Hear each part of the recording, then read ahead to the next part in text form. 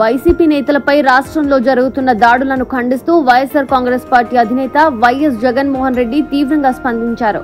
న్యాయం, చట్టానికి ఏ మాత్రం విలువ లేకుండా టీడీపీ ప్రభుత్వం వ్యవహరిస్తోందని, తమ పార్టీ నాయకులపై అక్రమ కేసులు బనాయించి అరెస్టు చేయడం దారుణమని ఆయన ఆగ్రహం వ్యక్తం చేశారు. రాష్ట్రంలో రెడ్ బుక్ రాజ్యాన్ని అమలు చేస్తున్నారు. అసలు నేరస్తులను వదిలేసి బాధితులపైనే కేసులు బనాయించడం ఏంటి?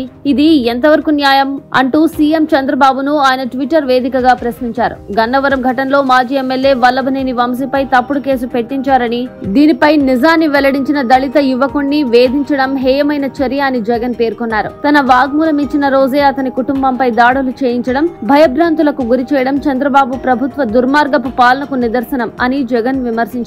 వంశీ అరెస్టును తీవ్రంగా ఖండిస్తున్నాను. వంశీ భద్రతకు ఎలాంటి సమస్య వచ్చినా ఈ ప్రభుత్వమే పూర్తిగా బాధ్యత వహించాల్సి ఉంటుందని ఘాటుగా స్పందించారు.